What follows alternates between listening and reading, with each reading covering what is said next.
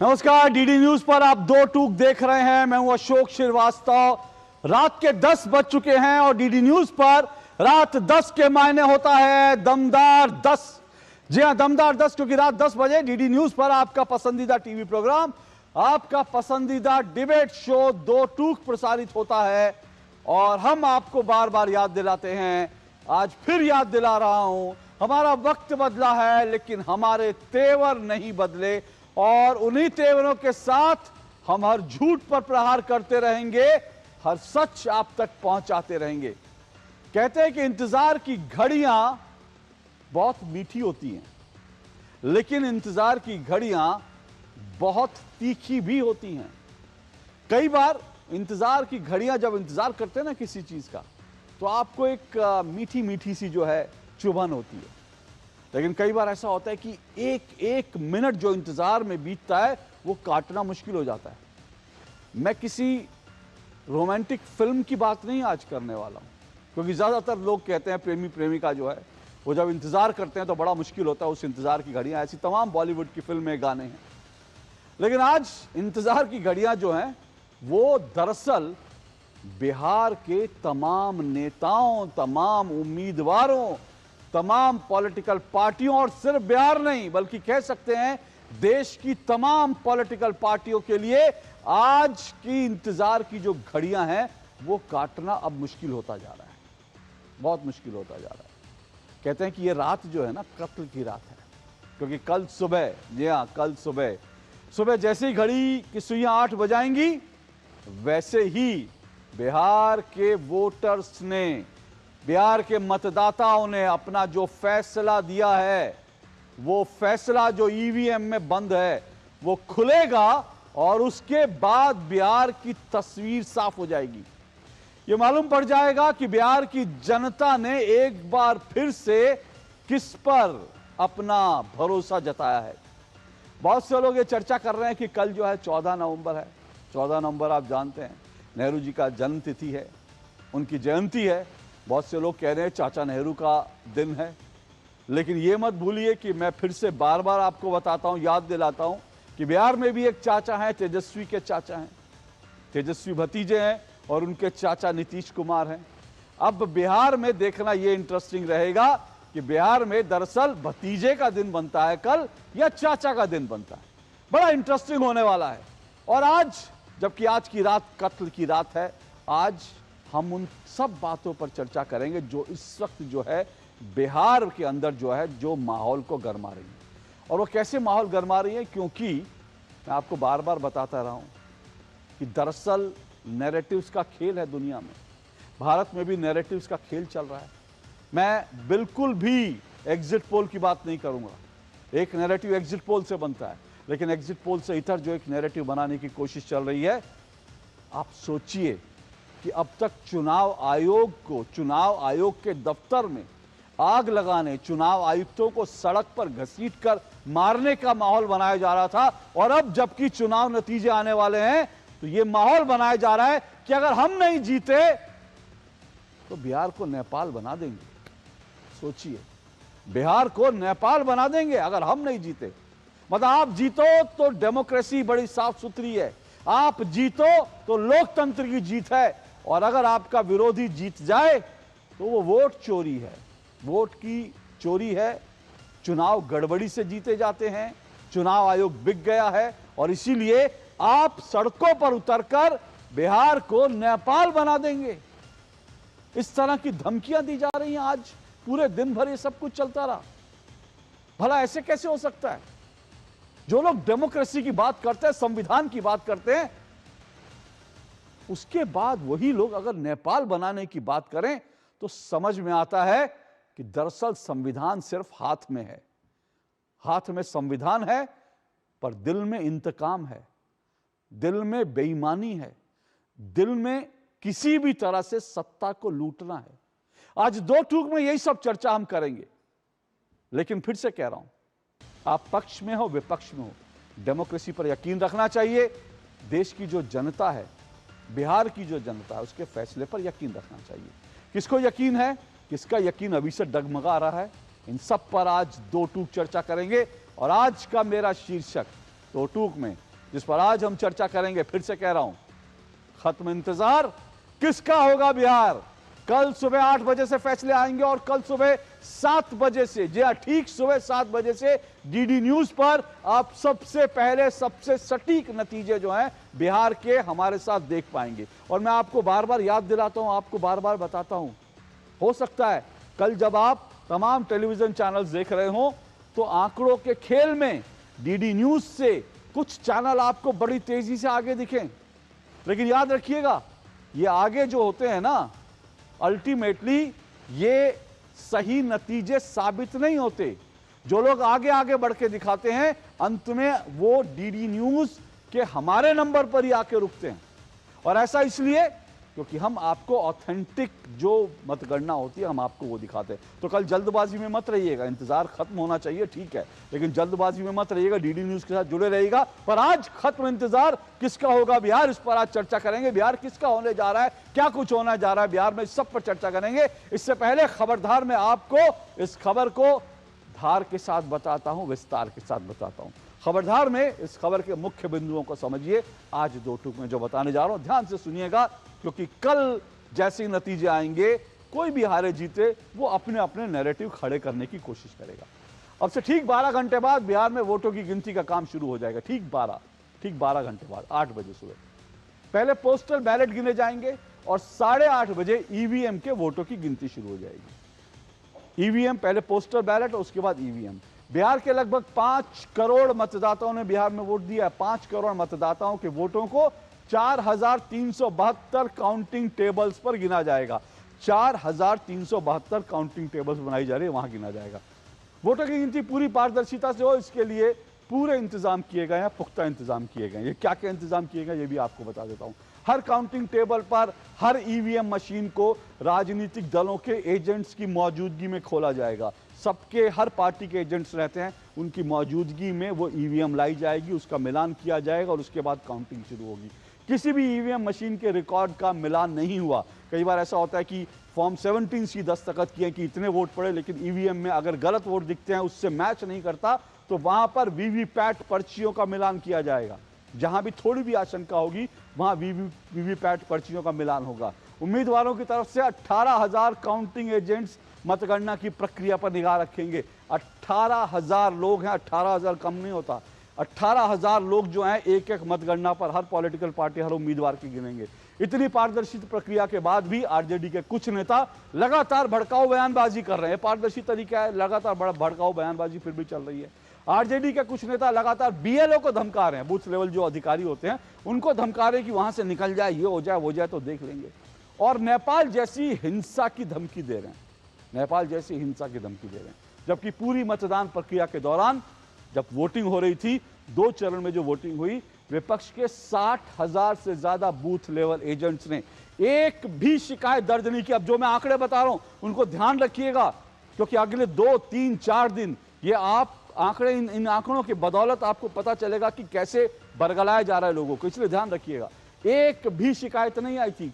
2616 उम्मीदवार खड़े हुए थे बिहार में।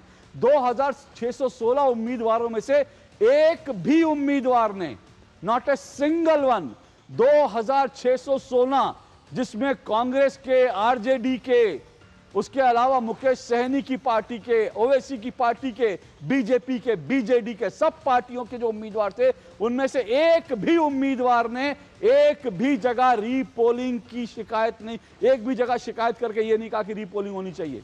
एक भी जगह किसी ने नहीं कहा कि कुछ गड़बड़ है, यहां रीपोलिंग होनी चाहिए। और ये अपने आप में बहुत बड़ी बात है। 12 मान्यता प्राप्त दल बिहार में चुनाव लड़ रहे हैं। 12 मान्यता प्राप्त दल। इन दलों ने 38 जिले जो बिहार के हैं, ध्यान से ये भी तथ्य सुनेगा, 12 मान्यता प्राप्त दल, 2616 उम्मीदवार और बिहार के 38 जिले। इन 38 जिलों में इन 12 राजनीतिक दलों के 2616 उम्मीदवारों में से एक भी उम्मीदवार ने एक भी जिले में, एक भी सीट पर वोटों में गड़बड़ी होने की एक भी शिकायत दर्ज नहीं कराई है। और यह सबसे बड़ा फैक्ट है, अपने जहन में रखिएगा। तो ये इस वक्त जो है हमारे सामने जब सब चीजें हैं, अब सवाल ये उठता है कि इतनी पारदर्शी तरीके से, और अभी तक सब संतुष्ट हैं, लेकिन जैसे ईवीएम की काउंटिंग शुरू होगी उसके बाद कौन कौन कैसे कैसे रोएगा, छाती पीटेगा, मुझे नहीं पता, क्योंकि अभी तो जनता का फैसला मैं नहीं जानता। तो ये देखना पड़ेगा कि ये सारी प्रक्रिया पारदर्शी तरीके से होने के बावजूद कौन कल से अपनी हार के क्या क्या कारण गिनाता है। वो हार किसी की भी हो सकती है, बीजेपी जेडीयू की भी हो सकती है, आरजेडी कांग्रेस की भी हो सकती है। बहरहाल इसी सब पे चर्चा करेंगे। उससे पहले आपको आरजेडी के जो नेता हैं उनके भड़काऊ बयान जरूर सुनने चाहिए। सुनिए जरा।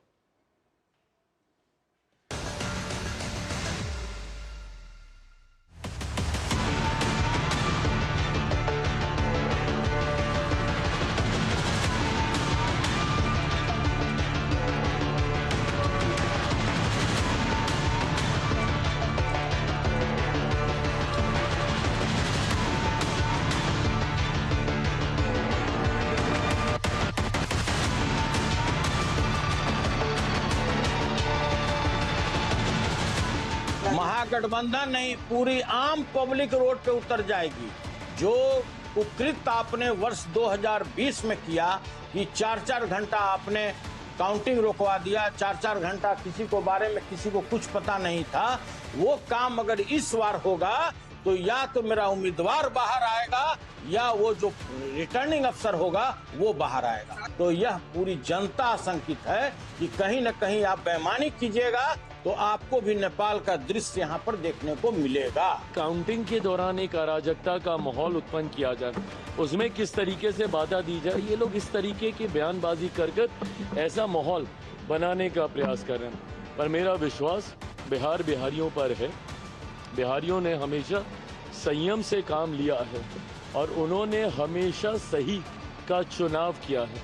काउंटिंग में गड़बड़ी होगी तो सबको चिंता करने की ज़रूरत है, लेकिन दिक्कत यह है कि सिर्फ काउंटिंग ही नहीं, पोलिंग के दिन और उससे पहले भी गड़बड़ियों की बात हो रही है।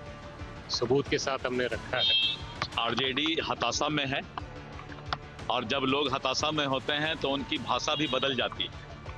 बिहार के जनता और मतदाता ने एनडीए को मैंडेट और जिस तरह का माहौल है, एनडीए भारी बहुमत से सरकार बनाएगी। हम उन पदाधिकारियों को सचेत करना चाहते हैं कि आप भी संभल जाइए। ये लोकतंत्र है, ये बाबा साहब भीमराव अम्बेडकर का संविधान, और ये शक्ति और ताकत को अगर कोई चकनाचूर करने की कोशिश की तो बिहार की आवाम, बिहार के गरीब गुरबा दबे कुचले शोषित, उसे भी चकनाचूर करने का काम करेगा। मतगणना बहुत पारदर्शी तरीके से होता है और सब लोग वहाँ पर रहते हैं। विपक्ष भी रहता है, सत्ता पक्ष भी रहता है, निष्पक्ष भी रहता है, यानी अधिकारी निष्पक्ष होते हैं। तो ये लोकतंत्र की खूबसूरती है और लोकतंत्र की खूबसूरती पर कोई आदमी अहंकार की बात करता हो, कोई बहुत इस तरह की बात बोलता हो जो समाज को किसी भी कीमत पर पसंद नहीं है। तो चलिए, तमाम बयान मैंने आपको सुनवाए। किस तरह से एक माहौल बनाने की कोशिश की जा रही है। आपको अगर यकीन है तो फिर यकीन करिए कि आप जीत रहे हैं। अगर आपको लगता है कि आपने जनता का मन जीता है तो कल चुनाव भी जरूर जीतेंगे। पर इस तरह की बयान देकर आप अपना डर दिखा रहे हैं या कोई माहौल बना रहे हैं, हार के जो हैं कारण जो है अभी से तलाश रहे हैं। ये सब चीजें आज डिस्कस करेंगे। मेरे साथ जो मेहमान आज जुड़ रहे हैं, आइए परिचय करवा देता हूं। जयराम विप्लव मेरे साथ जुड़ चुके हैं, बीजेपी के प्रवक्ता हैं जयराम विप्लव। मेरे साथ डॉक्टर जयंत जिज्ञासु जुड़े हैं, आरजेडी के प्रवक्ता हैं डॉक्टर जयंत जिज्ञासु। मेरे साथ अविनाश पासवान जुड़े हैं, जेडीयू के प्रवक्ता हैं अविनाश पासवान जी। मेरे साथ संजीव कौशिक जुड़े हैं स्टूडियो में, राजनीतिक विश्लेषक, कांग्रेस पार्टी के समर्थक हैं। और मेरे साथ प्रभात त्रिपाठी जुड़े हैं, वरिष्ठ पत्रकार हैं। आप पांचों मेहमानों का बहुत बहुत शुक्रिया और स्वागत। हर रोज़ की तरह डॉक्टर जयंत जिज्ञासु को और मैं जो है जयराम विप्लव को 1.5 मिनट देता हूं इस डिबेट की शुरुआत में।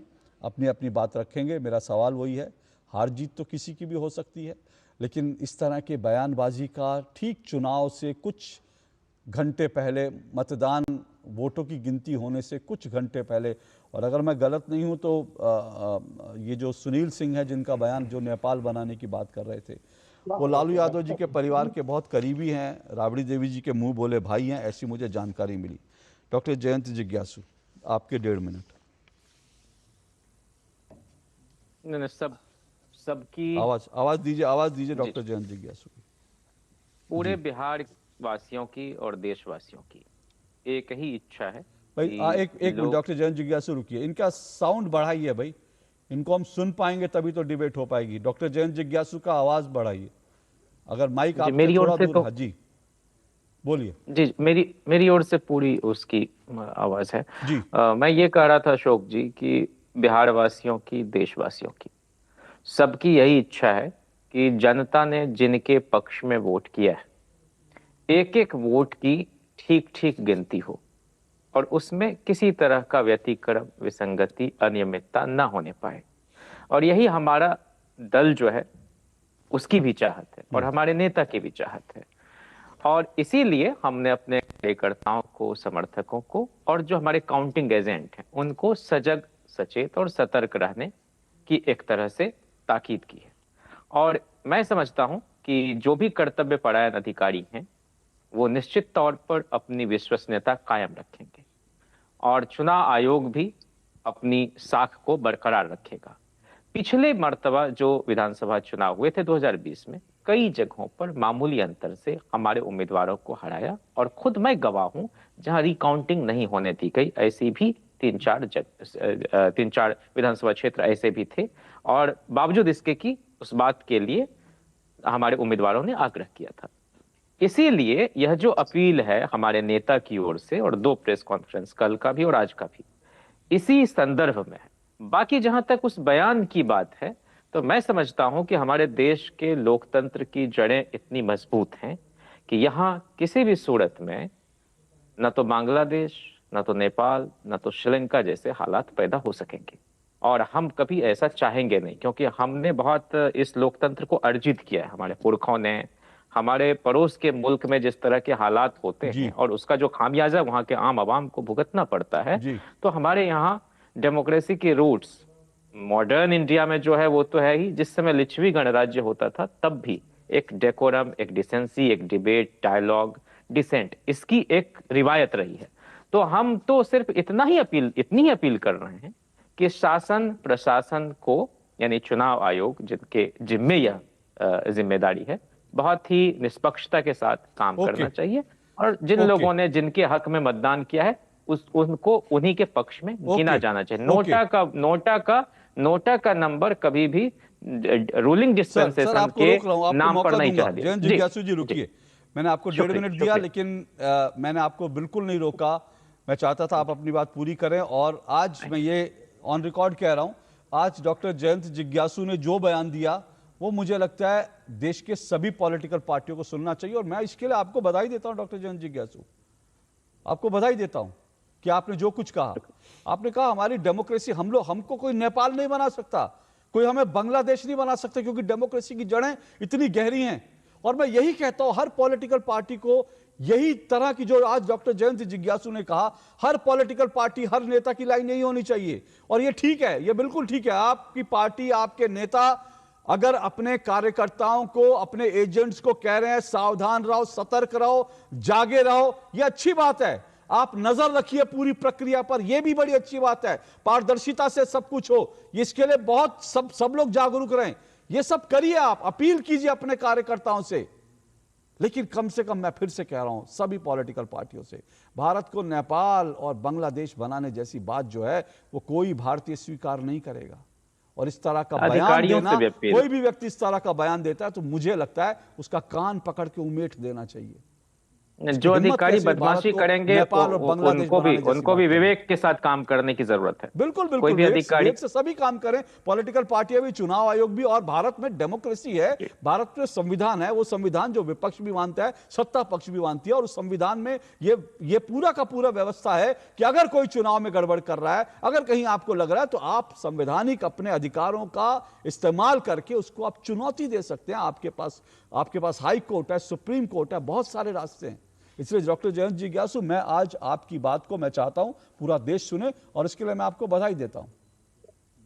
लेकिन हाईकोर्ट की जाने की नौबत ही ना आए। हम तो यही बहुत कह अच्छी रहे हैं। बात है, मैं कह रहा हूं सर, बहुत अच्छी बात है, ना आए नौबत, ईमानदारी से काम करेंगे, हम अप्रिशिएट करेंगे। नहीं डॉक्टर जयंत जिज्ञासु, बिल्कुल नौबत नहीं आए, बहुत अच्छी बात है। लेकिन कई बार ऐसा होता है कि भाई जो हार जाता है उसने बड़ी मेहनत, और ये भी देखिए बड़ी सच बात है, जो व्यक्ति हारता है उसने वो पूरी ताकत लगाता है, और कई बार उसको जो है, अब होता क्या है कि जब आप जाते हैं तो हर कोई व्यक्ति आपको कहता है हाँ जी आपको ही वोट देंगे तो उसको लगता है मैं तो जीत रहा हूं, लेकिन कई बार हम सरकार बनाने जा रहे हैं अशोक जी, हम पलट सरकार जाती है। बनाने जा रहे हैं, और सरकार कौन बनाएगा? सर वो तो कल पता चल जाएगा। सर सुनिए, अभी तो डिबेट सरकार कौन बनाएगा ये बिहार की जनता तय करेगी, कल फैसला हमारे सामने हो। लेकिन मैं कह रहा हूँ बाकी तो बाजार का खेल है ये एग्जिट पोल। उसको मन में तकलीफ होती है, और वो तकलीफ कई बार गुस्से में परिणति होती है, वो सब ठीक है, लेकिन इस तरह की बयानबाजी नहीं करनी चाहिए। जयराम विप्लव, आपने सुना, वो कह रहे हैं कि भाई कई बार पिछली बार कुछ इस तरह का हुआ जिसके कारण जो है उनको ज्यादा सचेत सतर्क रहने के लिए कहा गया है, और कुछ एक इस तरह के बयान आ गए। कहिए, बोलिए क्या कहेंगे? देखिए, एनडीए जब से बिहार में शासन में है, लगातार 20 वर्ष आवाज दीजिए भाई, जो काम जी आवाज दीजिए, मैं अपनी टीम से कह रहा हूं, जरा देखिए हमारे गेस्ट जो बोले उनकी आवाज की वो। जी जयराम विप्लव, समय शुरू करते हैं। अशोक जी, एनडीए लगातार शासन में है और जनता के आशीर्वाद से है। इसलिए है क्योंकि न्याय के साथ विकास और विकास की विश्वसनीयता और सुशासन का सिस्टम, ये 3 फार्मूला लेकर के नीतीश जी के नेतृत्व में लगातार काम हो रहा है। दूसरी तरफ आप देखिए कि इनका जो शासन का मॉडल था, राजनीति का मॉडल था, वही लाठी पिलावन, तेल पिलावन, लाठी घुमावन, अराजकता का, अनर्गल बयानबाजी का, नरसंहार का, हिंसा का, रक्तपात का, उससे इनका चरित्र छूट नहीं रहा।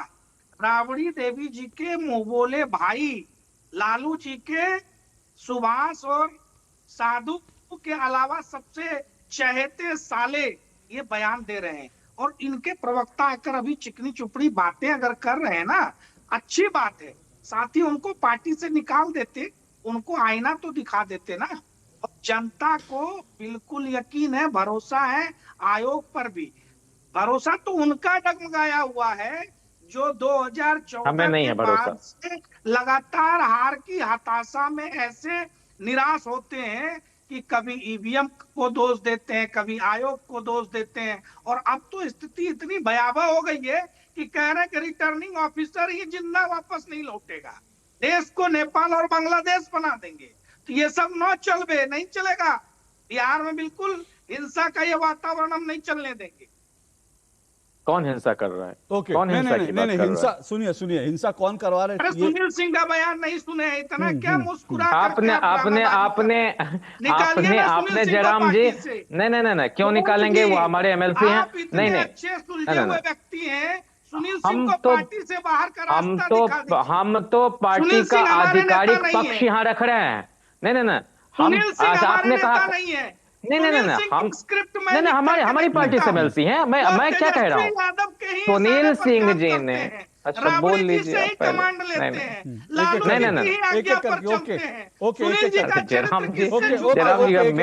ठीक है, मैं मौका दूंगा। बोलिए डॉक्टर जयंत जिज्ञासु। मैं ये कह रहा हूँ अशोक जी कि उत्तर प्रदेश से सनातन पांडे जी ने यही तो कहा था, आशंका को देखते हुए कि अगर कहीं गड़बड़ी हुई तो उन्होंने कहा कि या तो स्ट्रांग रूम से गड़बड़ी करने वाला डीएम निकलेगा या फिर सनातन पांडे निकलेगा, और वहां पर आपने देखा है नतीजा।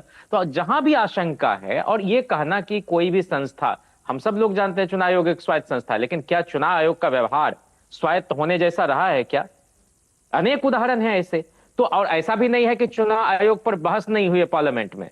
टीएन शेषन मुर्दाबाद के नारे भी लोकसभा में लड़े, और वो आपको याद है कि 1995 के चुनाव के समय में लगातार जो है मियाद बढ़ाई जाती रही, और पूरे बिहार को सड़क पे लाके खड़ा किया गया। और उसमें शरद यादव जी जनता दल के नेता के तौर पर बोल रहे थे, सोमनाथ चटर्जी साहब ने कहा कि भाई कोई भी संस्था इस देश में इनफॉलिबल नहीं है, हम आपके हमारे जैसे लोग ही वहां, इसी समाज से गए हुए लोग वहां होते हैं। तो ये आशंका है, तो उस आशंका को निर्मूल किया जाए और फ्री और फेयर काउंटिंग कराया जाए, हम सब लोग उसका स्वागत करेंगे। लेकिन गड़बड़ी होने की स्थिति में प्रतिकार करेंगे गांधीवादी तरीके से और लोहियाइट स्पिरिट के साथ। और ऐसा एक नहीं अनेक बार हुआ है इस देश में। अगर बेईमानी हुई है तो प्रतिकार किया गया है, आपत्ति दर्ज की गई है, लिखित शिकायत हुई है, काउंटिंग हॉल के अंदर ऑब्जर्वर जो होते हैं उनको भी दिया जाता है। हम खुद को कीजिए ना। मारो टेबल पर रहे, लेकिन उसके इलेक्शन लिए में। हिंसा लेकिन की भाषा वहां क्यों जब बोल हमने रहे हैं? आपत्ति की अशोक जी हमने जब आपत्ति की, मैं उस जिलाधिकारी का बात नहीं कहूंगा, हमने रूल एक एक करके बोलिए। सुनिए, मैं मौका दूंगा एक एक करके बोले प्लीज। मैंने रूल बुक को जब रेफर किया क्लॉज को, सर जो सुनिए मेरी बात सुनिए, 1 मिनट रुकिए, सुनिए। ऐसे जो थोड़ा भारत का निर्वाचन आयोग सुनिए, मैं एक बात मोबाइल लेके डॉक्टर जयंत जिज्ञासु एक बात, डॉक्टर जयंत जिज्ञासु एक मिनट सुनिए सर, जी। 1 मिनट सुनिए। मैं सिर्फ ये कह रहा हूं कि देखिए, शिकायत हो सकती है, कई बार शिकायत जेन्युइन होती है, नहीं भी होती तब भी शिकायत होती है, कई बार शिकायत होती है, मैं फिर से कह रहा हूं, तो उसमें कोई एतराज नहीं है। और आपने कहा गांधीवादी तरीके से, बिल्कुल ठीक है, आपने कहा ये गलत बयान है कि इस तरह के बयान देना, वो भी ठीक है। लेकिन जो चुनाव आयोग की बात है ना, देखिए चुनाव आयोग पर भी आरोप पहली बार नहीं लगे, हर बार लगते हैं चुनाव आयोग पर आरोप, ठीक है, और उस तरह के आरोपों। लेकिन मैंने आज से पहले चुनाव आयोग के खिलाफ इस तरह का माहौल बनाते कभी किसी को नहीं देखा, जिस तरह का माहौल। और मैं आपकी आरजेडी के आपके 2 नेताओं की बात नहीं कर रहा डॉक्टर जयंत जिज्ञासु, मैं आपके 2 नेताओं की बात नहीं कर रहा, मैं ओवरऑल विपक्ष की बात कर रहा हूं। और मैं अपने 2 टूक में मैं ऐसे विपक्ष के नेताओं के बयान दिखवा चुका हूं, विपक्ष के नेताओं के इकोसिस्टम के मैं ट्वीट दिखा चुका हूं, जिन्होंने ये कहा था कि चुनाव आयुक्तों को सड़क पर घेर कर जो है उनको मारना चाहिए, दफ्तर जला देना चाहिए। मैं उस माहौल के खिलाफ। चुनाव आयुक्त पर भाजपा के बहुत सारे मित्रों की जो राय रही है, टॉप लीडर्स की, उसको भी जरा रेफर कर देते। सर, हर पॉलिटिकल पार्टी जो अपोजिशन में है वो हमेशा ये चाहता है कि जो ऑटोनोमस बॉडी है उसका अलायंस नहीं हो रूलिंग डिस्पेंसेशन के साथ। मैं एक तस्वीर दिखाऊं हर समय ये ऐसा होता रहा। सुनिए डॉक्टर जयंत जिज्ञासु, बोल ही दीजिए ना, 1 मिनट सर, मैं आपको तस्वीर दिखाऊं, बोलेंगे आप, मैं आपको तस्वीर दिखाऊं। एक ये तस्वीर है, ये भारत में पहली बार जब 3 चुनाव आयुक्त हुए थे ना, जब पहली बार एक से एक जब चुनाव आयुक्त थे, वो तो अलग बात है। ये जो पहली बार भारत में जो 3 चुनाव आयुक्तों की शुरुआत हुई थी ना, ये उस वक्त की तस्वीर है। इसमें कौन कौन है? एक इसमें गिल साहब हैं, ठीक है ना, इस तरफ बैठे हुए सरदार जी गिल साहब, TN शेषन है और एक कृष्णमूर्ति जी हैं। ये 3 थे। 3 लोग भारत में चुनाव की संस्था चला रहे थे। और इन 3 में से 2 लोग, एक जो है गिल साहब, वो जब चुनाव आयुक्त के पद से हटे तो उनको कांग्रेस ने अपनी सरकार में मंत्री बनाया। दूसरे TN शेषन, वो कांग्रेस की तरफ से चुनाव लड़े चुनाव आयुक्त रहने के बाद। तो भारत में देखिए, ये बात आपको मानना पड़ेगा कि ऐसा नहीं है कि चुनाव आयुक्त को लेकर के सवाल नहीं उठे, और सवाल उठने भी चाहिए। अगर इस तरह से कोई चुनाव आयुक्त निकल के चुनाव लड़ता है और कोई चुनाव आयुक्त सरकार में जो है मंत्री बन जाता है, लेकिन मेरी बात इसीलिए किसी भी संस्था को और संस्था में बैठे लोगों को देवतुल्य नहीं बनाना चाहिए। जिज्ञासु जी मेरी बात बोला जाए सर, मैं सिर्फ ये कह रहा हूं कि इस तरह से आप शिकायत करिए, लेकिन इस तरह का माहौल बनाने की कोशिश नहीं होनी चाहिए। और मैं फिर से कह रहा हूं, माहौल तो चुनाव आयोग बना रहा है। एक मिनट रुकिए। चुनाव आयोग में बैठा हुआ आदमी राजनीतिक बयान दे रहा है अशोक जी, यही तो दुश्मनी का सबब है। क्या चुनाव आयोग में बैठे हुए लोग नहीं, जो काम गृह मंत्रालय का है वो चुनाव आयोग अगर करने लगे और सारी संस्थाएं अपनी सीमाओं का अतिक्रमण करने लगे, तो ये क्या मतलब? मुझे राजनीतिक बयान बताइए, कौन सा राजनीतिक बयान था? नहीं, आपने प्रेस कॉन्फ्रेंस नहीं देखा है चुनाव आयोग का? एक नहीं अनेक बार। मुझे एक बयान बताइए ना। नहीं, अनेक पूरी प्रेस कॉन्फ्रेंस देखी, मुझे तो एक बयान उनका राजनीतिक नहीं लगा। उन्होंने तो ये नहीं कहा कि सरकार को वोट, उन्होंने तो ये नहीं कहा बीजेपी को वोट दीजिए, उन्होंने तो ये नहीं कहा कि राजनीतिक बयान का मतलब, राजनीतिक बयान का मतलब अशोक जी आप ये मानते हैं? एक प्रश्न मेरा, इस आदमी के पहले ज्ञानेश कुमार के सवाल आज, 1 मिनट आप जवाब दीजिएगा। अशोक जी, आज का जो बयान था सुनील सिंह जी का, उस पर बहुत सारी मिट्टी डालने का प्रयास किया। एक दिन पहले का इनका बयान आप सुन लीजिए। इनके उप मुख्यमंत्री के उम्मीदवार हैं, वो कहते हैं कि मीडिया हाउस को ऑन कैमरा लाइव इंटरव्यू में कि अभी एक चुटकी बजाएंगे ना तो आपके दफ्तर में आग लगा दिया जाएगा। और ये कह रहे हैं कि ये हिंसा की बात के बारे में कितनी गलत बात प्रचारित की गई चुनाव के बीच में। जयराम जी, आप लोग प्रोपेगेंडा फैलाने वाले लोग हैं। नहीं, मुकेश सहनी जी हमारे साथ हैं और चुनाव में ये कह दिया जाए कि भाजपा के साथ उनकी बातचीत चल रही है, मीडिया के घरानों ने अपनी साख खुद खोई है। अब रुकिए, ये आप जान लीजिए। नहीं, हम पूजा किसी की नहीं करते। लेजिस्लेशन के काम में जो लोग हैं उनकी भी बंद कर दीजिए, ऐसे डिबेट ब्यूरोक्रेसी में जो लोग हैं उनकी, ऐसे डिबेट नहीं होगी। डॉक्टर जयंत जिज्ञासु देखिए और जयराम विप्लव जी दोनों से नहीं, डॉक्टर जयंत जिज्ञासु ऐसे डिबेट नहीं। सुनिए, अगर आप इसको जस्टिफाई नहीं कर सकते मीडिया को आग लगाने की, मीडिया तो बहुत सारे तरह की खबरें दिखाता है और वो बयान मैं अभी सुनकर आ रहा हूं, और वो अकेले उनका बयान नहीं है, उनका एक और बयान है। मैं इस बयानों में नहीं जाना चाहता। ये मुकेश सहनी का एक और बयान है, बीएलओ का घर जला देंगे, बूथ लेवल अधिकारी का घर जला देंगे।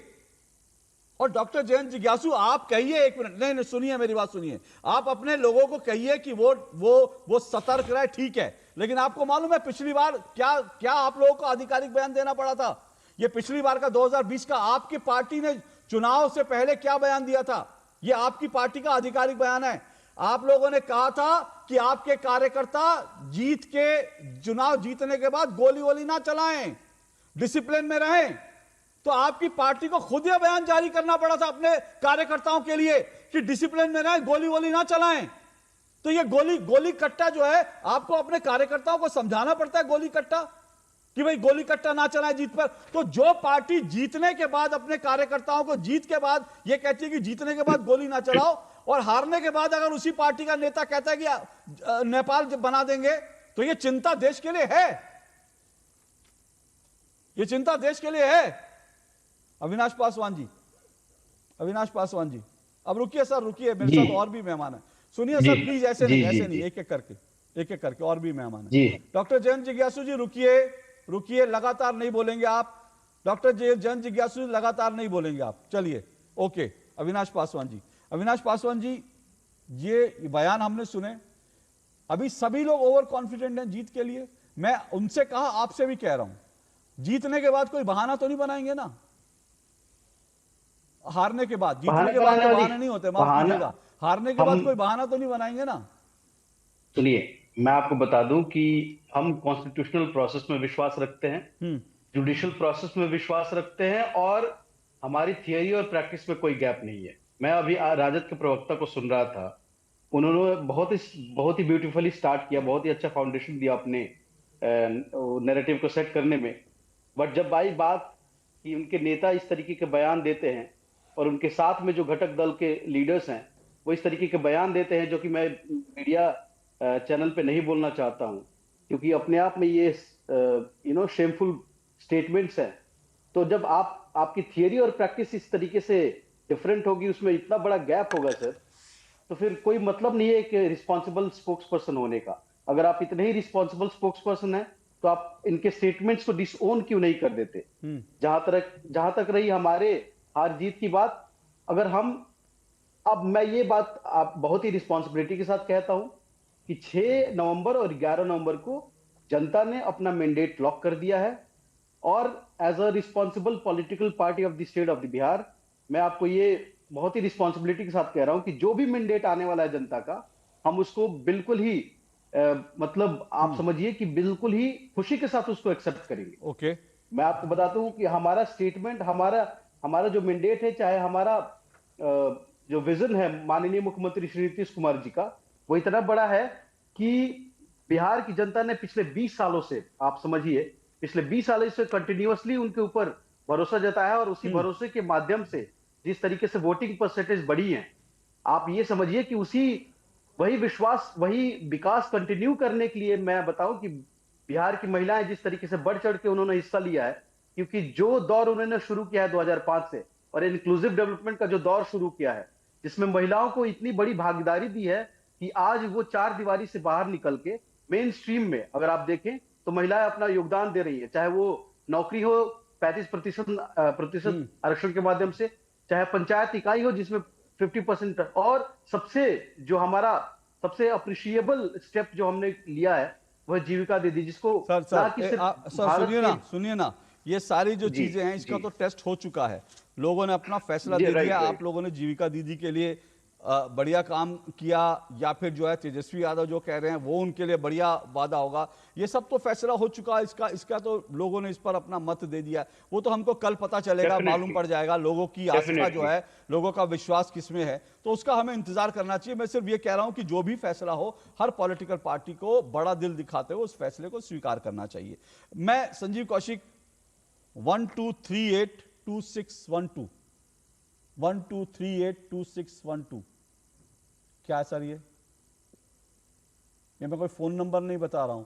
12382612 क्या है? और मुझे लगता है 12382612 इसमें ये पूरा का पूरा इन नंबरों में, जो मैं नंबर बता रहा हूं 12382612, इन नंबरों में, इन पूरे नंबरों में बिहार में जो मतदान हुआ वो कितनी पारदर्शी तरीके से हुआ, सारा भेद, सारा रहस्य इसमें छुपा है। 12382612 12 पॉलिटिकल पार्टियां, 12 राजनीतिक दल मान्यता प्राप्त जिन्होंने चुनाव लड़ा, 38 बिहार के जिले, 2612 उम्मीदवार।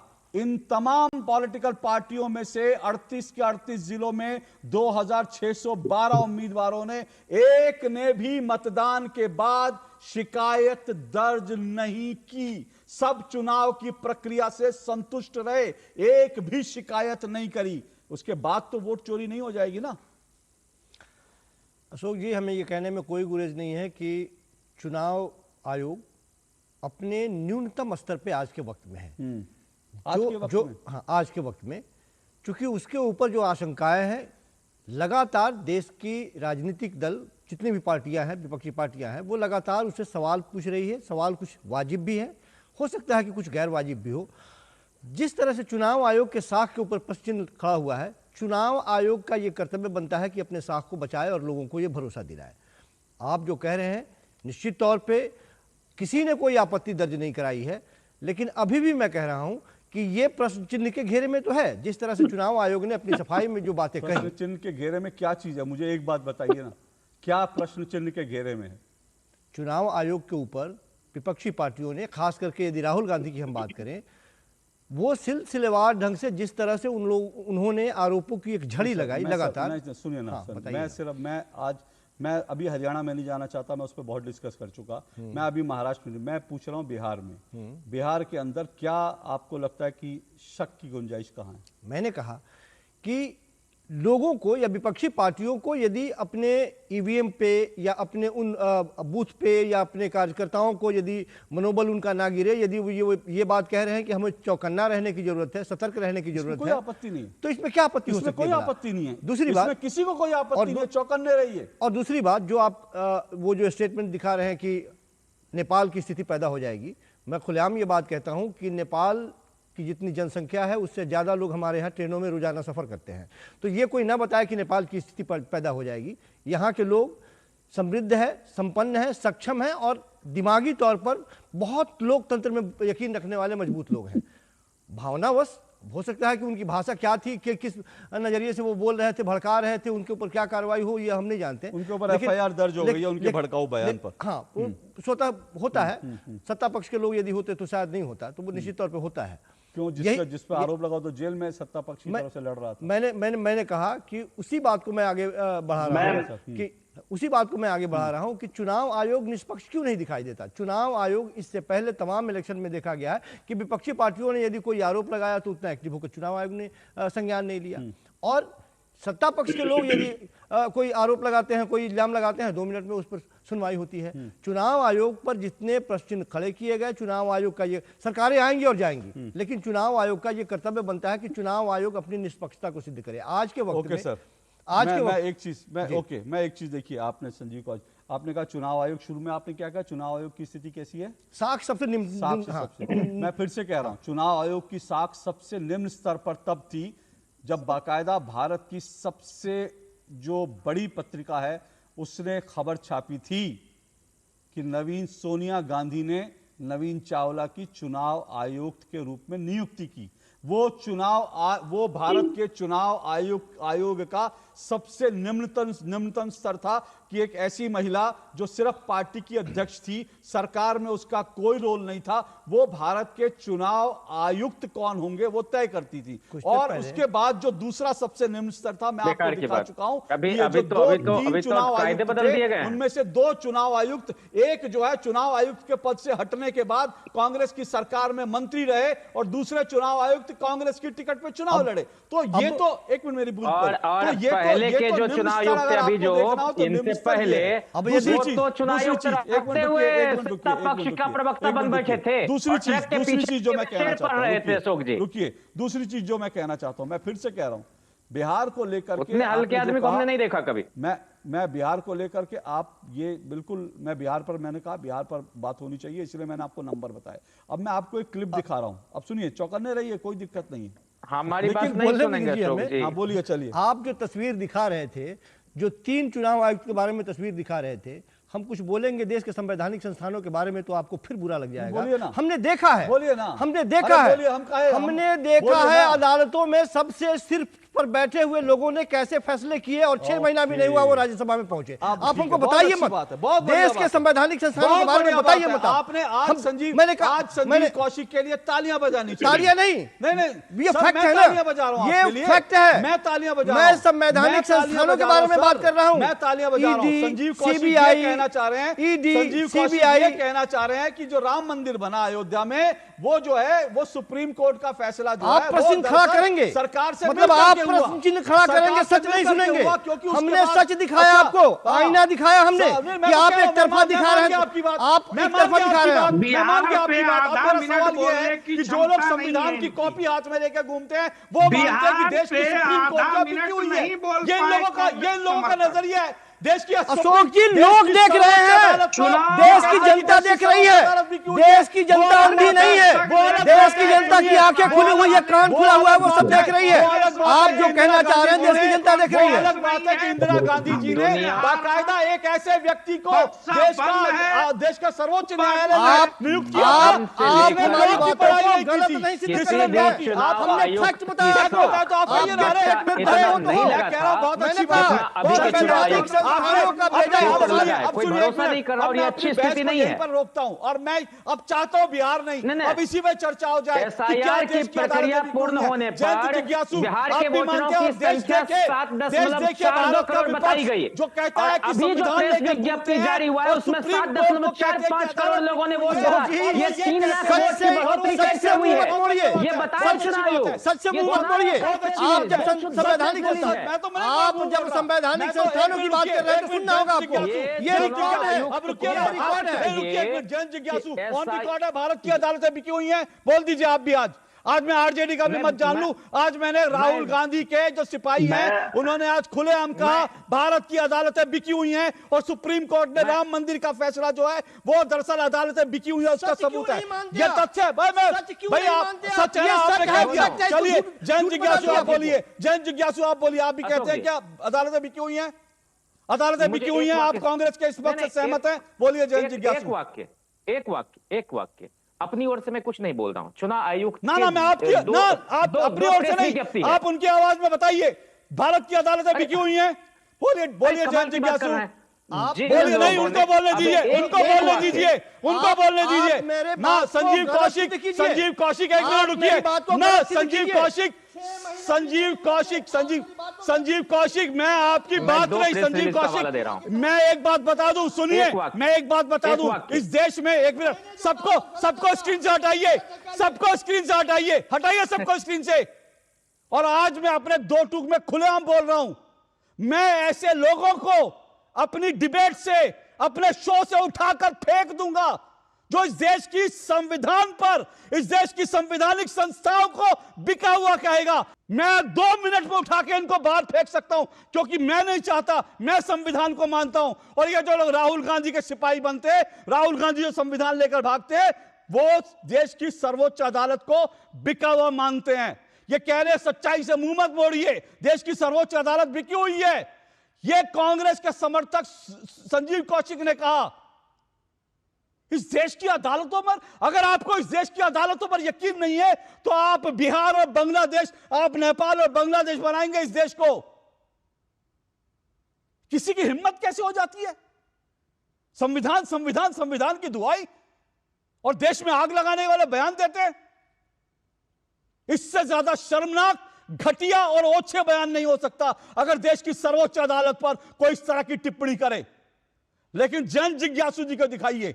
मैं चाहता हूं, कांग्रेस का चेहरा देश ने आज देख लिया, आज आरजेडी का भी चेहरा साफ होना चाहिए। क्या आरजेडी भी मानती है देश की अदालतें बिकी होती हैं? सिर्फ जन जिज्ञासु को स्क्रीन पे दिखाइए, सबको हटाइए। जन जिज्ञासु, डॉक्टर जन जिज्ञासु, देश की अदालतें बिकी हुई हैं, बताइए, समर्थन करते हैं आप? अब बोलने दीजिएगा तब ना। बोलिए, अपना मत बताइएगा। ये आपके कांग्रेस पार्टी के समर्थक हैं, अपना मत बताइएगा, इधर उधर की बात मत कीजिएगा। बोलिए। मुझे एक वाक्य सिर्फ कहने दीजिए। मैं ये कह रहा हूं कि आप एक वरिष्ठ पत्रकार हैं, ये दृश्य उपस्थित हुआ, ये तो आपको भी अच्छा नहीं लगा होगा। मुझे नहीं अच्छा लगा ऐसा, मैं वही कह रहा हूँ, क्योंकि देश की सर्वोच्च अदालत को आप बिका हुआ कहेंगे? नहीं, हम तो अपनी बात कह रहे हैं कि कभी भी देश के सर्वोच्च न्यायालय के मुख्य न्यायाधीश ने अपने किसी भी फैसले पर खुद से तबसरा करना नहीं शुरू कर दिया था। उन्होंने एक जजमेंट दिया, देश ने स्वीकार किया। हम सब लोग जानते हैं कि अगर हम लोग ही स्वायत्त संस्था हो या चार खंबे हो, चार में कम से कम मीडिया मान लीजिए कि एक अलग तरह से काम करता है, स्वतंत्र है, सब कुछ है, लेकिन जो व्यवस्थापिका है, न्यायपालिका है, कार्यपालिका है, तो ये सारे ये तीनों अपनी सीमाओं का अतिक्रमण नहीं करते। लेकिन जिस फैसले को वो कह रहे थे, उसमें भारत के पूर्व मुख्य न्यायाधीश ने अपने निर्णय पर बार बार अनावश्यक रूप से तरह तरह से अलग अलग फोरम पर क्लैरिफिकेशन देना शुरू किया। अब ये क्यों दिया वो तो वो जाने, लेकिन हमने कहा कि भाई एक फैसला आया, लोगों ने उसको स्वीकार किया, वो अंततः सुप्रीम कोर्ट का फैसला है। लेकिन मैं इस बात के इतर में एक बात कह रहा हूं जिस पर आप बहस कर रहे हैं। चुनाव आयोग ने 2 प्रेस रिलीज जारी किए। एक बार एसआईआर जब खत्म हुआ तो उन्होंने कहा कि कुल वोटर की संख्या बिहार में 7.42 करोड़ है, और अभी चुनाव संपन्न होने के बाद एक ही वाक्य, चुनाव संपन्न होने के बाद कह रहा है कि 7.45 करोड़ हो गया है। जन जिज्ञासु एक मिनट रुकिए, मेरे साथ 5 मिनट मैं जानना चाहता हूं, अगर मेरी मालूमात गड़बड़ है तो आप मुझे जन जिज्ञासु से सुनिए एक मिनट। अब एसआईआर पर आज बात करने से कुछ नहीं होगा, कुछ नहीं होगा। हम कहां कर रहे हैं? चुनाव एक मिनट सुनिए ना, एक मिनट रुकिए ना। जन जिज्ञासु जी, मैंने आपको पूरा समय दिया, मैंने आपको पूरा समय दिया, और आप लोग जो है पूरा विपक्ष जो समय दिया वो सुप्रीम कोर्ट को गरियाने में, चुनाव आयोग को गरियाने में। अपना इतिहास कोई देखता नहीं। इंदिरा गांधी ने भारत के एक ऐसे व्यक्ति को देश की अदालत का जज बना दिया था जो लॉ तक पढ़ा हुआ नहीं था। इंदिरा गांधी ने अपने समय में एक ऐसे व्यक्ति को जो है जो पहले जज था, उसको उठा के राज्यपाल बना दिया, राज्यपाल से हटे फिर जज बना दिया। अपना इतिहास देखते नहीं है और देश की सर्वोच्च अदालत को बिका हुआ कहते हैं। नहीं, मेरी बात सुनिए। नहीं, जन जिज्ञासु जी, आपने बहुत बोला, जन जिज्ञासु जी आपने बहुत बोला, अकेले आपका शो नहीं है, बंद कर दीजिए आवाज। मैंने आपसे आपका मत पूछा था कि क्या आप कांग्रेस के इस मत से सहमत है कि देश की अदालतें बिकी हुई हैं? आपने वो छोड़ करके सब कुछ बोला। सुन रहे हैं, अरुण जेटली जी ने कहा कि मुझे अरुण जेटली पर डिबेट को बहकाइए मत। प्रभात जी, मैं आपके पास आ रहा हूं। प्रभात त्रिपाठी जी, देश का कैसा विपक्ष है? बंद कर दीजिए सबकी आवाज, डिबेट को इधर उधर ले जाकर अब मत बरगलाइए। देश की अदालतें बिकी हुई हैं ये आप कहते हैं बैठकर, और उसके बाद उसको जस्टिफाई करते हैं अलग अलग तरीके से। प्रभात त्रिपाठी जी, ये कैसा देश को विपक्ष मिला है? चुनाव आयुक्त के कार्यालय को फूंक दो, आग लगा दो, तालिबान बना दो देश को, देश में जो है नेपाल बना दो, बांग्लादेश बना दो, और देश की सर्वोच्च अदालत बिकी हुई है क्योंकि उसने राम मंदिर पे फैसला दे दिया था। और इनको तकलीफ होती है। आज इन्हीं का आरजेडी का एक खेसारी लाल यादव है जो अब तक कह रहा था कि मंदिर बनाकर क्या होगा। चुनाव पूरा होते ही सीधा मां के दरबार में पहुंचा, मां मुझे चुनाव जिता दो, हाथ जोड़ते उनका वो पूरा वीडियो है मंदिर के अंदर। और कल तक कह रहे थे मंदिर बनाने से क्या होगा, कोई इंजीनियर बन जाएगा। मतलब ऐसे ऐसे थेथरोलॉजी करने वाले लोग पूरे भरे पड़े हैं। बोलिए प्रभात जी। अशोक जी, आवाज नहीं जाएगी अशोक जी बोलिए। आपका बहुत अच्छा निर्णय रहा। देखिए, आज हम पत्रकार हैं या राजनीतिक विश्लेषक किसी पार्टी से जुड़े हुए हैं, देश हमारे लिए पहले है। ये लोग जिस तरीके की एनार्की पैदा करते हैं और देश के अंदर एक माहौल पैदा करते हैं, आयोग जो चुनाव आयोग है वो अपना काम कर रहा है, चुनाव करा रहा है। भाई अगर हम कोई भी संस्था के ऊपर इस तरीके की टीका टिप्पणी करेंगे एक पत्रकार होने के नाते या एक विश्लेषक होने के नाते, तो निश्चित तौर पर निंदनीय है। आपने बहुत अच्छा काम किया, देश की जनता को ये मालूम होना चाहिए कि ये जो दूषित मानसिकता के लोग हैं, जो पार्टी के लोग हैं, चुनाव लड़ते हैं, जनप्रतिनिधि बनते हैं और दावा ये करते हैं कि अगर चुनाव परिणाम उनके माफिक नहीं आएगा और जनता के मैंडेट को से वो खारिज हो चुके हैं तो देश को नेपाल बना देंगे। मैं तो कहता हूं वो एमएलसी है आरजेडी के, उनके खिलाफ एफआईआर दर्ज है, उनको गिरफ्तार करना चाहिए। हमारे चुनाव आयोग को इतना और मजबूती से एक एक्शन लेना चाहिए जो एक मिसाल बने आने वाले समय में।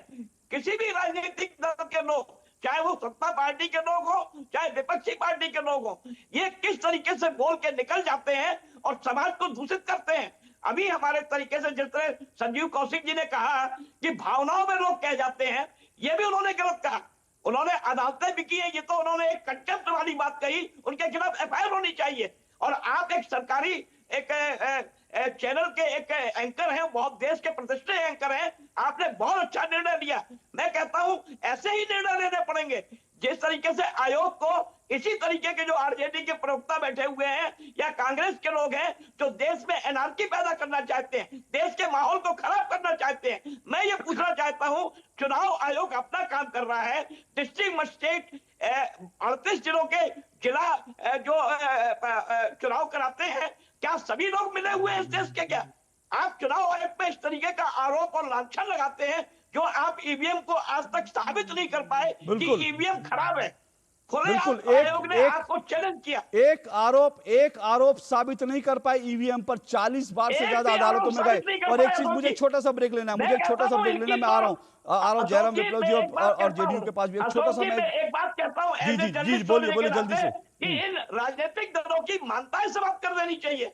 मैं कहता हूं चुनाव आयोग को एक ऐसा संदेश देना चाहिए इस देश के अंदर कि राहुल गांधी बोल के चले जाते हैं, मस्कट घूमने चले जाते हैं, चुनाव परिणाम में आपके फेवर में चुनाव, अगर आप जनता के बीच मैंडेट नहीं है आपका और आप आयोग पे आरोप लगा के आप निकल जाते हैं। कोई दूरबीन से वहां, आपको याद होगा यूपी में जिस तरीके का चुनाव हुआ था तो लोग पेड़ों में चढ़े हुए दूरबीन से देख रहे थे। अरे आप आयोग की जो प्रश्न चिन्ह लगाते हैं, हमारे देश की साख गिरती है, भारत की साख गिर रही है। भारत का चुनाव आयोग दुनिया में सबसे बड़ा आयोग है। प्रभात जी मैं आपको रोक रहा हूं कि मुझे एक छोटा सा ब्रेक लेना, लेकिन एक ही बात कह रहा हूं।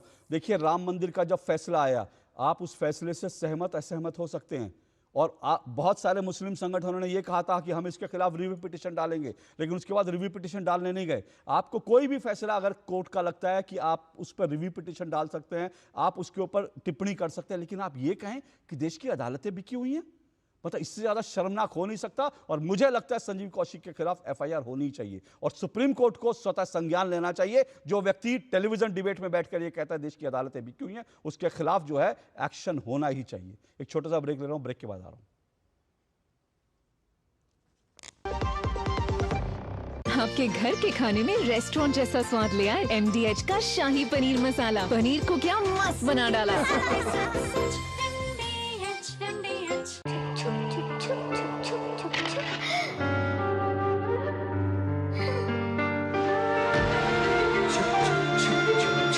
आ जाओ।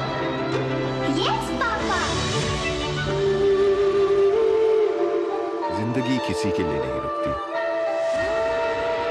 हम भी आपको कहां रुकने देंगे। जिंदगी के हर मोड़ पर LIC है तो इंश्योर्ड है। LIC हर पल आपके साथ। व्यक्तिगत जानकारी के लिए ऑनलाइन अनुरोधों से रहें सावधान।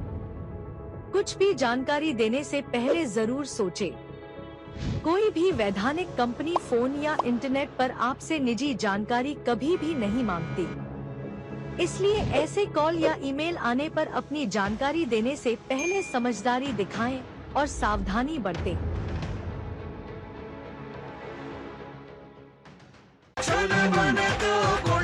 गोल्डी छोले मसाले, जहाँ जाएं रिश्ते बनाएं। गोल्डी लाए हैं फ्रेश लॉक टेक्नोलॉजी, जो रखे मसालों को हर समय फ्रेश। मेरी पसंद, मेरी पसंद, मेरी पसंद, मेरी पसंद, हमारी पसंद, हम सबकी पसंद। मजबूत देश का मजबूत सरिया हो गया स्टील। कौन है जो जोड़े देश को? विकसित भारत का विकसित बाय। भारत सरकार ने सभी देशवासियों के हित में हेल्थ इंश्योरेंस से जीएसटी पूरी तरह से हटाकर 0 कर दिया है। इससे हेल्थ इंश्योरेंस काफी सस्ता हो गया है। पॉलिसी बाजार पर अब 1 करोड़ का हेल्थ इंश्योरेंस सिर्फ 550 रुपए महीने से शुरू। policybazaar.com। अब छोलिया हो या लोबिया, सफेद चने या काले चने, सब कुछ मजेदार बने। चलिए दो टूक आप देख रहे हैं। जल्दी से मैं सिर्फ ये कह रहा हूँ कि कल नतीजे आएंगे, इंतजार सबको है। जल्दी से एक एक करके मैं अविनाश पासवान जी, कल जो नतीजे आएंगे क्या आपको लग रहा है कि एग्जिट पोल के अनुरूप होंगे? क्या आपको लगता है कल? बहुत संक्षेप में अपनी अपनी बात रखिएगा। मैं बस यही कहूंगा कि मुझे एग्जिट पोल जो भी है मतलब जो भी एग्जिट पोल का स्टेटमेंट है उसको बहुत ज्यादा मैं सीरियसली नहीं लेता हूं। इसलिए नहीं लेता हूं क्योंकि एक हाइपोथेसिस मात्र है, लेकिन हमारा जो ग्राउंड लेवल पे जो हमारे कार्यकर्ता काम करते हैं उनके अनुरूप मैं अगर बताऊं, उनके अकॉर्डिंग हमारी स्थिति बहुत मजबूत है और हो सकता है मतलब बहुत ज्यादा चांसेस है, मोर देन 90% चांसेस है कि हम लोग एग्जिट पोल के अकॉर्डिंग ही हमारा स्टेटमेंट आने वाला है और दोबारा माननीय मुख्यमंत्री श्री नीतीश कुमार जी बिहार के अगले सीएम बनने जा रहे हैं और विकास का जो एक दर शुरू किया है 2005 से उसको कंटिन्यू करेंगे। अब 2005 से 2025 से 2030 के बीच में हम बिहार को विकसित राज्य के वो उस पर हम आपसे कल बात करेंगे। अगर आपका गठबंधन जीतता है तो उस पर हम आपसे कल बात करेंगे कि आपका रोड मैप क्या होगा। लेकिन डॉक्टर जयंत जिज्ञासु, जयंत जी की आवाज दीजिए जी। हम अशोक जी बहुत आश्वस्त हैं कि जनता ने जिस तरह का स्वाभाविक समर्थन हम लोगों को दिया और जो ऐतिहासिक ढंग से वोटरों का टर्नआउट बढ़ा है, तो हम लोग सरकार बनाने जा रहे हैं तेजस्वी जी के नेतृत्व में और हम बिहार का नवनिर्माण करेंगे और एक बेहतर भविष्य के लिए हम बहुत सकारात्मक राजनीति करेंगे और वो सर्वसमावेशी राजनीति होगी। आपका एग्जिट पोल, सुनिए मैं आपकी पार्टी का पूछ रहा हूं, मैं एग्जिट पोल नहीं पूछ रहा। जयंत जिज्ञासु जी, आपका अनुमान क्या है, कितनी सीटें महागठबंधन जीतेगा? 122 का आंकड़ा हम छुएंगे। 122 क्रॉस करेंगे, ठीक है। जयराम विप्लव जी। देखिए, राहुल गांधी जी हो या इनके नेता तेजस्वी जी और इनकी पूरी पार्टी की हरकतों पर मुझे बचपन में सुना हुआ एक गाना याद आ रहा है कि खाली डिब्बा खाली बोतल ले ले मेरे यार, खाली से मत नफरत करना, खाली है सब संसार। इन्होंने एक जगह इन्होंने दावा किया कि ईवीएम बक्से में बंद करके जा रहा है, आयोग के अधिकारियों ने चेक किया तो बक्सा खाली निकला। ठीक वैसे ही जैसे इनके नेताओं का ऊपरी माला खाली रहता है। चलिए नहीं ये बयान ठीक नहीं है। किसी के नेता को ऊपरी माला सब बड़े विलक्षण नेता है, तो ये नहीं कहना चाहिए। सब नेता बहुत बढ़िया है, अपने अपने तरह से काम करें, लेकिन कम से कम देश में हिंसा फैलाने और देश में जो है नफरत फैलाने का काम ना करें। देश की संवैधानिक संस्थाओं को जो है बर्बाद करने या अराजकता फैलाने की कोई बयान, कोई कोशिश नहीं होनी चाहिए। आज के लिए इतना ही, आपसे कल मुलाकात होगी। इजाजत दीजिए, नमस्कार। कल आपको याद दिला दूं, सुबह 7 बजे से लगातार आप देखिएगा डीडी न्यूज़ पर। सबसे पहले सबसे सही चुनाव नतीजे बिहार के सिर्फ डीडी न्यूज़ पर। नमस्कार।